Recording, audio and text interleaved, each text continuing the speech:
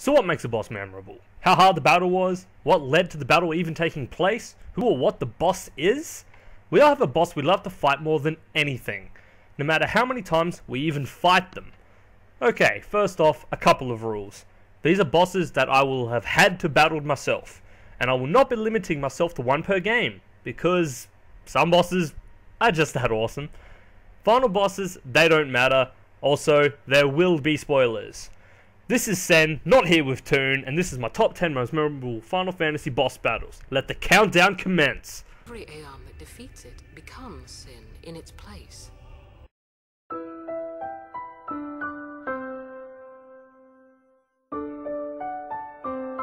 Okay, first off for number 10, we have Unalesca from Final Fantasy X. Now, it's been so long since I've done this battle, so forgive me if I'm wrong with one or two of the little facts. The one thing I do remember is that she was a complete bitch to kill. The battle is fought in 3 stages, so yeah, 3 forms, one looking lovelier than the next. Sarcasm. So, how is this boss a pain? Well, her normal attacks nullify stats enhancements, and she counters most, if not all attacks, with blind, silence, and sleep. But thankfully, Reflect will fix all of this. Then to make her more of a bitch, in a second form, she will turn you into zombies. Then heal you! Of course, that deals damage. Not nice. And how could that get even worse in a third form? She casts Megadeth. Yeah. Just kills you outright. Bitch.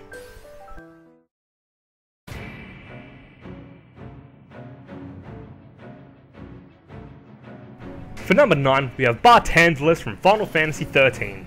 Now I know a lot of you were so disappointed with this game as was I, but I did like it to a little degree. So what made Barthandelus memorable for me? Well, you fight the guy 3 times throughout the game, and well, he doesn't really disappoint. You may be taking it easy through the game, then all of a sudden, you're paradigm switching like your life freaking depended on it. He throws heavy attacks at you and has some HP to boot, but if you keep yours up, like all bosses, he will go down soon. He has labelled himself as Cocoon's Faust C and is the main antagonist of the game.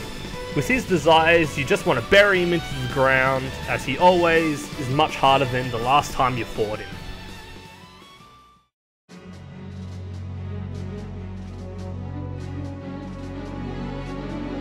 Our number 8 is Vosla from Final Fantasy XII. So Vosla and Basch are old friends whose sole duty is to protect the Lady Ash. After an event, they board the Leviathan, where they find out that Vosla has sided with the Arcadian Empire for the good of Damaska.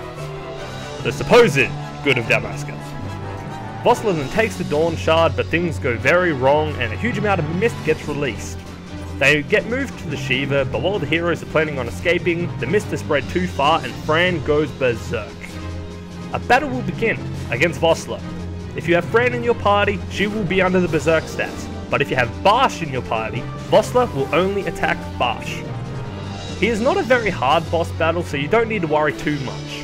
After the battle, Vosla will apologise to Basch, and tells him to protect Ash with his life. Then you literally see him go down with the ship. It sucked a bit, because I did end up liking him as a character.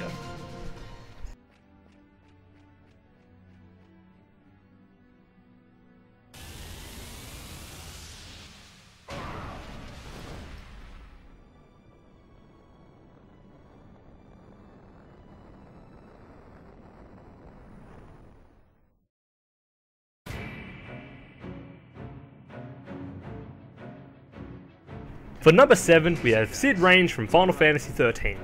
Now this fight came out of nowhere. You find out that he's also a l'Cie, and his focus is to help you towards Cocoon's destruction. Assuming that he had betrayed you, Lightning attacks him just to be instantly disarmed. Now, this guy was so freaking hard, but apparently people can take the time down to 2 minutes and easily flatten him. I'd like to actually figure out how to do that, to be honest. Once you get him down to half health, he becomes more fierce and stronger. He keeps switching between offensive, defensive and healing, just like your roles. Also note, at half health he gains a new move that he will use after a combo. That deals huge damage. At the end of the battle, he has failed his focus, but somehow he turns to crystal just like it was even completed.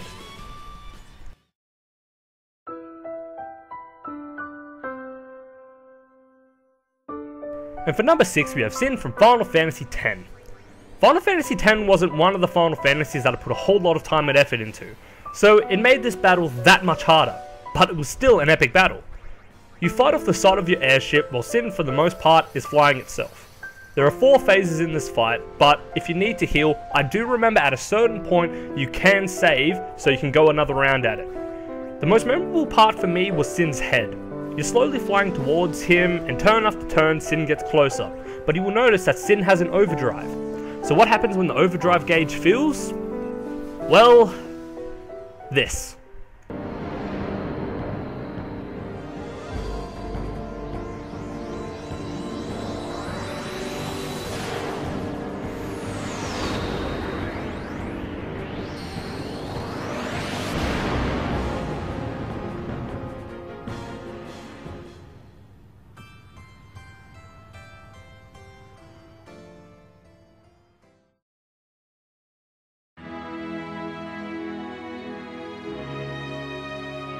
Alright, for our halfway point, number 5, Genova Life from Final Fantasy VII.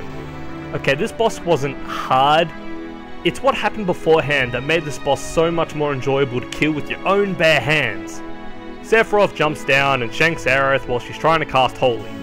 She dies in Cloud's arms, and this made so many people cry, men and women alike. I can kind of see why. Me? Nope. All it did was help me rape the living hell out of the boss. Did I care about keeping my MP up just in case I needed to heal? Nope. Did I hold on to my elixirs for the final battle? Nope. I used everything I had just to make sure this boss stayed dead. Now, you might be thinking why I didn't put Sephiroth himself here, but it just fit the mood for the boss very well, because Aerith's theme was actually playing for the battle theme.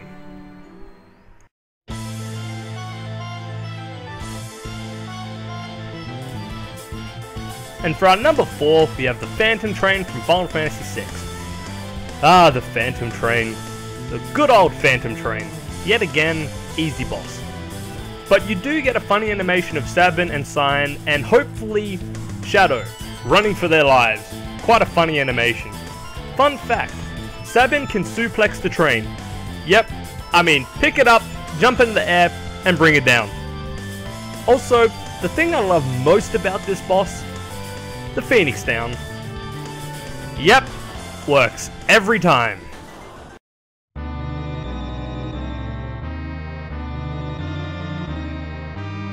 And the boss that has acquired the bronze medal is Zemus and Zeromus from Final Fantasy IV. Just before this battle, you'll see Gobez and Fusoya battling Zemus. After some spells are thrown, they team up to dual cast Meteor, but become wounded in the process.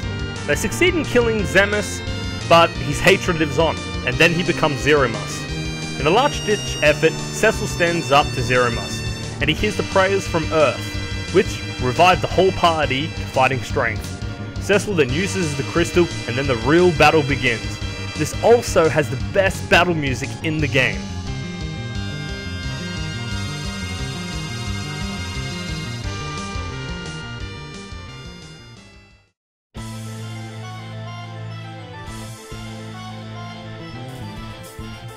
And our silver medal is Ultros and Typhon from Final Fantasy VI.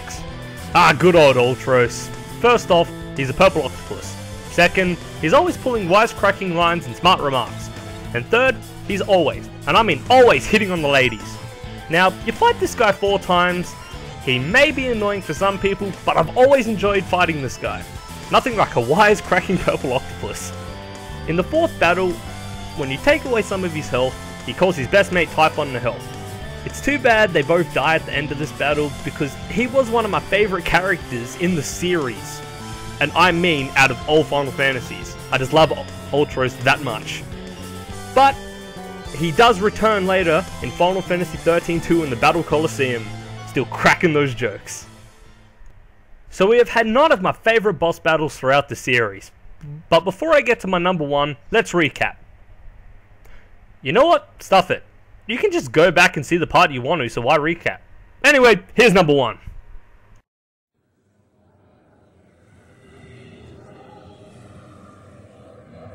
And our gold medal number 1 is Ultimecia from Final Fantasy VIII.